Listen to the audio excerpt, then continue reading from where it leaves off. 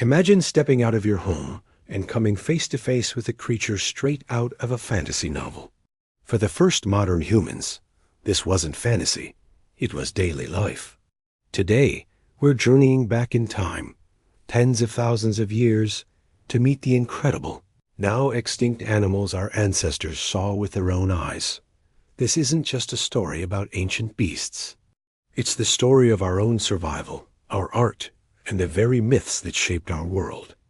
So grab your warmest coat, because we're heading into the Ice Age. Let's start with the undisputed king of the Pleistocene, the woolly mammoth. These weren't just big, hairy elephants. Picture this: an animal standing up to 11 feet tall at the shoulder, weighing over 6 tons, and covered in a thick, shaggy coat of hair over a foot long. Its massive, curved tusks could grow up to 16 feet. For early humans, a mammoth was a walking, breathing ecosystem. It was a terrifying threat, but it was also the ultimate prize.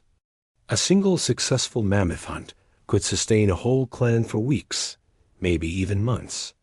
The meat provided essential protein and fat, crucial for surviving the brutal cold. The thick hides were turned into warm clothing and sturdy shelters. The massive bones and tusks were the raw materials for everything else. People carved them into tools, needles for sewing, and incredible, intricate sculptures. The mammoth wasn't just an animal. It was the cornerstone of Ice Age survival. It was so central to their existence that our ancestors painted it on cave walls across Europe and Asia, immortalizing its powerful form in stunning detail. These weren't just pictures. They were a record of respect, fear, and deep connection. But mammoths weren't the only giants roaming the landscape. Let's talk about the saber-toothed cat, specifically the famous Smilodon. With fangs that could reach 7 inches long, this was a predator unlike any we know today. Forget everything you think you know about tigers or lions. Smilodon was built differently, incredibly muscular and stocky, like a bear on a cat's chassis. It was an ambush predator, using its immense power to tackle large prey and deliver a swift, devastating bite with those iconic canines. For a human, an encounter with a saber-toothed cat would have been utterly terrifying. These cats were competing for the same prey bison, horses, and even young mammoths. We find their fossils alongside human artifacts, a clear sign that our paths crossed frequently. Did they hunt us? Probably. Did we hunt them? It's less likely, but we certainly had to outsmart them. The saber-toothed cat represents the constant danger our ancestors faced. It was the ultimate test of their cleverness, their ability to work together, and their awareness of the world around them. Surviving in a world with Smilodon meant being smarter, faster, and more cooperative than the deadliest predator on the planet.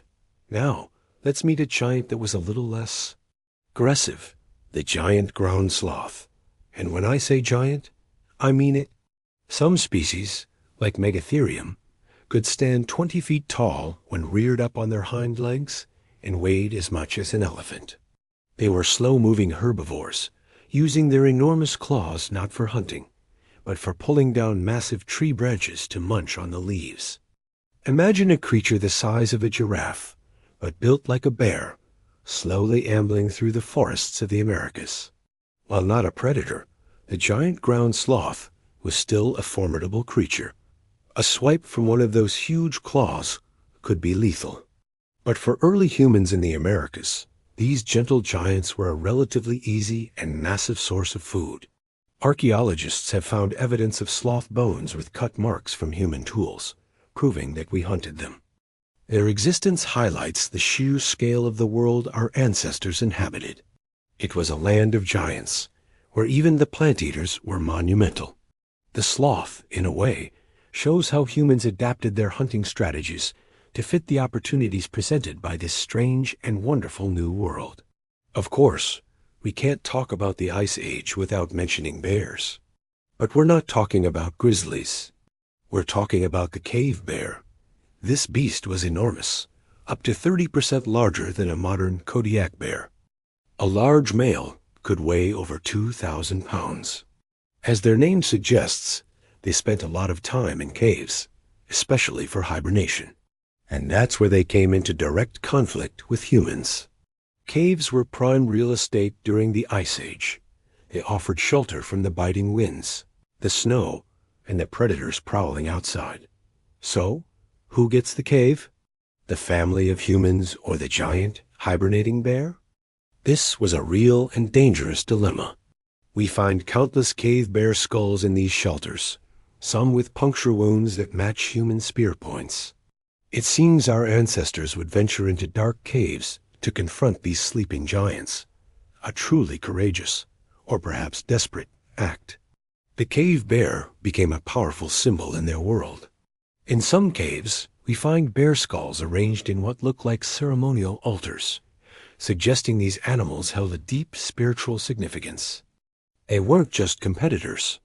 They were revered, perhaps even worshipped, as powerful spirits of the underworld. These animals, the mammoth, the saber-toothed, the giant sloth, the cave bear, were more than just megafauna. They were the crucible in which modern humanity was forged. Facing these titans forced us to become better toolmakers, more strategic hunters, and more cohesive social groups. We had to communicate, plan, and innovate to survive in a world where we were far from the top of the food chain. And our relationship wasn't just about survival. It was about awe.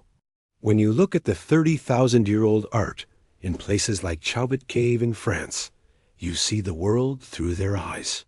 The graceful lines of a horse, the powerful bulk of a bison, the menacing stare of a cave lion.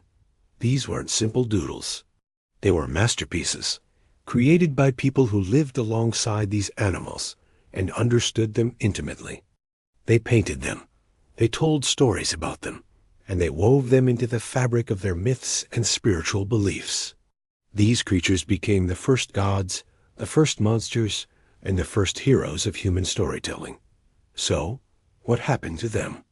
As the Ice Age drew to a close around 10,000 years ago, the world changed rapidly.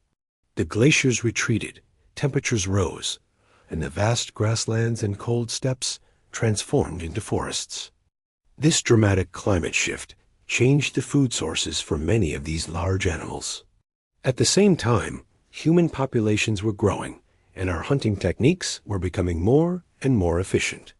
It was a 1-2 punch, a changing environment, and an increasingly effective predator us. The giants couldn't adapt fast enough, and one by one, they vanished from the earth forever. Their extinction marked the end of an era. But their legacy lives on. It's encoded in our DNA, a reminder of the challenges our ancestors overcame. It's carved into ancient ivory and painted on stone walls, a testament to our enduring creative spirit. And it echoes in our oldest stories and myths, the faint memory of a time when giants walked the earth, and when we, as a young species, first learned what it meant to be human. The world they inhabited is gone, but by studying them, we learn so much about the incredible journey that led us to where we are today. Thank you so much for joining me on this trip back to the Ice Age. If you found this journey as fascinating as I did, please hit that like button and subscribe to the channel for more adventures into our planet's incredible past. Let me know in the comments which of these amazing creatures you'd most like to see. Thanks for watching, and we'll see you in the next one.